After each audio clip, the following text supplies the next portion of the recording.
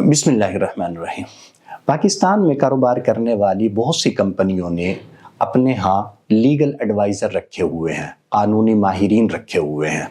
جب بھی انہوں نے کوئی معاملہ کرنا ہوتا ہے، بزنس کی کوئی بھی نئی ڈیل کرنی ہوتی ہے، ان کی کوشش ہوتی ہے کہ اپنے لیگل ایڈوائزر سے مشورہ کریں، کیونکہ وہ اس بات سے ڈرتے ہیں کہ کہیں خدا نخواستہ ایسا نہ ہو کہ قانون کی خلاف ورزی ہو جائے اور حکومت پاکستان گورنمنٹ جو ہے وہ پکڑ کر لے۔ اس بات کا یہ مطلب نہیں ہوتا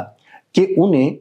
قانون کی ابتدائی معلومات بھی حاصل نہیں ہیں، انہیں قانون کی بہت سی چیزوں کا پتہ ہوتا ہے، وہ قانونی امور کو جانتے ہیں، سمجھتے ہیں، انہیں پتہ ہوتا ہے کہ اگر ہم اس طرح کریں گے تو یہ گورنمنٹ کے قانون کے مطابق ہے اور اس طرح کریں گے تو یہ گورنمنٹ کے قانون کے مطابق نہیں ہے، لیکن پھر بھی وہ احتیاط کے اوپر عمل کرتے ہیں اور احتیاط کی وجہ سے لیگل ایڈوائزر سے ضرور مشورہ کرتے ہیں۔ میرے بھائیوں، میں گزارش کروں گا کہ جیسے ہم گورنمنٹ سے بچنے کے لیے احتیاط کے اوپر عمل کرتے ہیں، اللہ کی پکڑ سے بچنے کے لیے بھی ہمیں احتیاط پہ عمل کرنا چاہیے۔ ہمارے ذمہ ضروری ہے کہ ہم اپنے ساتھ ایک مفتی کو اٹیچ کریں، ایک شرعی ایڈوائزر کو اٹیچ کریں، ایک اس آدمی کو اٹیچ کریں جو شریعت کا ماہر ہو۔ اس کا یہ مطلب ہرگز نہیں ہے کہ آپ کو شریعت کی بنیادی باتوں کا بھی پتہ نہیں ہے یا شریعت کی بنیادی چیزوں کو اور بیسک چیزوں کو آپ نہیں جانتے، یہ اس کا ہرگز مطلب نہیں ہے۔ جیسے ہم لیگل ایڈوائزر رکھتے ہیں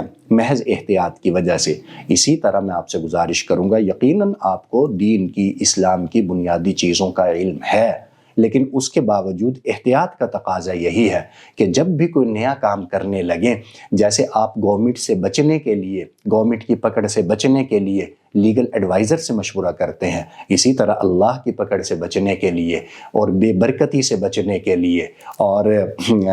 خلاف شرع کاموں سے بچنے کے لیے کسی مفتی صاحب سے، کسی شرعی ایڈوائزر سے ضرور رابطہ کر لیا کریں۔ انشاءاللہ اس سے کاروبار درست بھی ہوگا، آخرت بھی بنے گی اور دنیا میں بھی انشاءاللہ آپ کے مال کے اندر برکتیں بھی ہوں گی اور اللہ تعالیٰ کی برکتیں بھی آپ کی طرف متوجہ ہوں گی۔ جو اللہ تعالیٰ آپ کو عطا کرے گا اس کی برکتیں آپ کو، حلال کی برکتیں اپنی آنکھوں سے نظر آئیں گی۔ اللہ تعالیٰ ہمیں توفیق عطا فرمائے۔